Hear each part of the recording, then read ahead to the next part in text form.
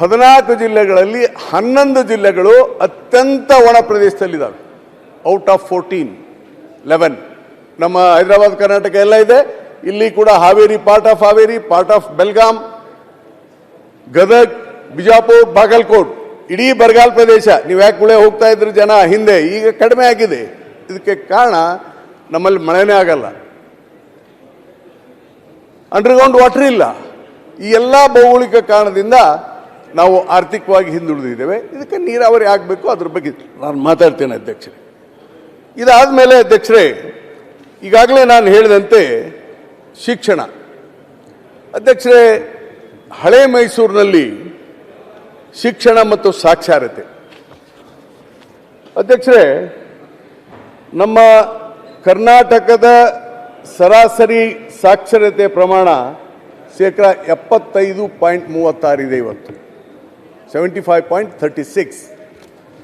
ಅದರಲ್ಲಿ ಉತ್ತರದ ಜಿಲ್ಲೆಗಳು ಯಾವೂ ಕೂಡ 70ಕ್ಕೆ ಮೇಲಿಲ್ಲ.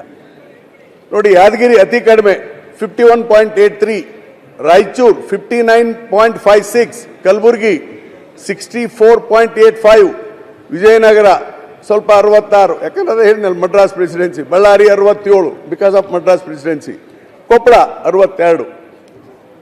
ಸ್ವಲ್ಪ ಮುಂಬೈ ಕರ್ನಾಟಕದಲ್ಲಿ 2-3 ಜಿಲ್ಲೆಗಳು ಸ್ವಲ್ಪ ಮುಂದಿದೆ. ಬಾಗಲಕೋಟೆ ಸ್ವಲ್ಪ 68 ಸುಮಾರಿಗಿದೆ.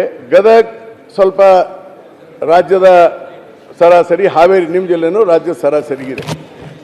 ಇದಕ್ಕೆ ಕಾರಣ ಅಧ್ಯಕ್ಷರೇ, ನಾನು ಈಗಾಗಲೇ ಹೇಳಿದಂತೆ ಈ ಭಾಗದ ಆಡಳಿತದ ದೃಷ್ಟಿಯಿಂದ ಸಾಕ್ಷರತೆ ಪ್ರಮಾಣ ಜಾಸ್ತಿ ಆಗಲಿಲ್ಲ. ಆದರೆ ಒಂದು ಸಂತೋಷದಿಂದ ಈ ವಿಚಾರವನ್ನು ಹೇಳಲಿಕ್ಕೆ ಇಚ್ಛೆಪಡ್ತೇನೆ. ಇದನ್ನು ನಮ್ಮ ಹಿಂದಿನ ಸರ್ಕಾರಗಳು ಗಮನಿಸಿ ಸಾಕ್ಷರತೆಯ ಪ್ರಮಾಣವನ್ನು ಹೆಚ್ಚು ಮಾಡಬೇಕು, ಜನರಿಗೆ ಹೆಚ್ಚು ಶಾಲೆ ಕಾಲೇಜುಗಳನ್ನ ಕೊಡಬೇಕನ್ನಂಥ ವಿಚಾರದಲ್ಲಿ ಹಿಂದೆ ಎಸ್.ಎಂ. ಕೃಷ್ಣರವರಿದ್ದಾಗ, ಎಸ್.ಎಂ. ಕೃಷ್ಣರವರು ಮುಖ್ಯಮಂತ್ರಿ ಇದ್ದಂಥ ಸಂದರ್ಭದಲ್ಲಿ ಉತ್ತರ ಕರ್ನಾಟಕಕ್ಕೆ ಒಂದು ಸ್ಪೆಷಲ್ ವಿಶೇಷವಾದಂಥ ಈ ಪ್ರಾಥಮಿಕ ಶಾಲೆಗಳ ನಿರ್ದೇಶನಾಲಯ ಕಲಬುರಗಿಗೆ ತೆಗೆದು ಬಹಳ ಸಂತೋಷ. ಈ ಥರದ ಆಗಬೇಕು. ಆದರೆ ಅದಕ್ಕಿಂತ ಹೆಚ್ಚಾಗಿ ನಾನು ಸಿದ್ದರಾಮಯ್ಯನವ್ರನ್ನ ಅಭಿನಂದಿಸ್ತೇನೆ.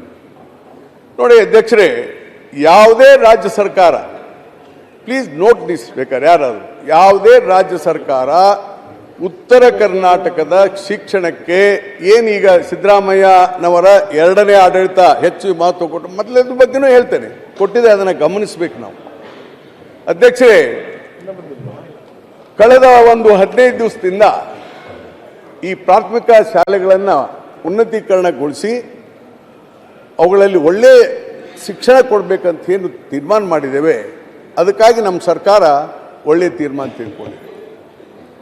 2025-26ನೇ ಸಾಲಿನ ಬಜೆಟ್ನಲ್ಲಿ ನಮ್ಮ ಮುಖ್ಯಮಂತ್ರಿಯಾದ ಸಿದ್ದರಾಮಯ್ಯನವರು 500 ಕರ್ನಾಟಕ ಪಬ್ಲಿಕ್ ಸ್ಕೂಲನ್ನು ಏಷ್ಯನ್ ಡೆವಲಪ್ಮೆಂಟ್ ಬ್ಯಾಂಕಿನ ಅಭಿವೃದ್ಧಿಯಿಂದ ನಾವು ತೆಗೆದುಕೊಳ್ತೇವೆ ಅಂತ ಹೇಳಿದರು.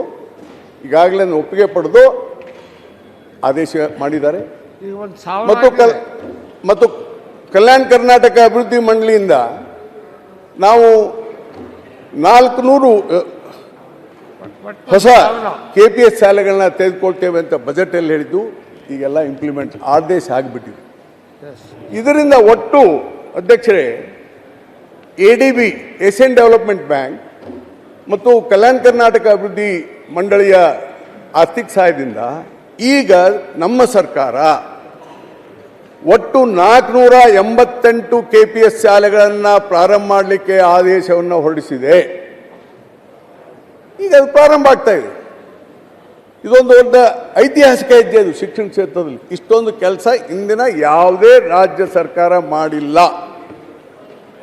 ಅದನ್ನು ನಾನು ಈ ಸಂದರ್ಭದಲ್ಲಿ ಹೇಳಿಕ್ಕೆ ಇಚ್ಛಪಡ್ತೇನೆ ಅಧ್ಯಕ್ಷರೇ. ಮತ್ತು ಅದ್ರ ಜೊತೆಗೆ ಅಧ್ಯಕ್ಷರೇ, ಇವತ್ತು ಎಲ್ಲ ಶಾಲೆಗಳಲ್ಲಿ LKGಯಿಂದ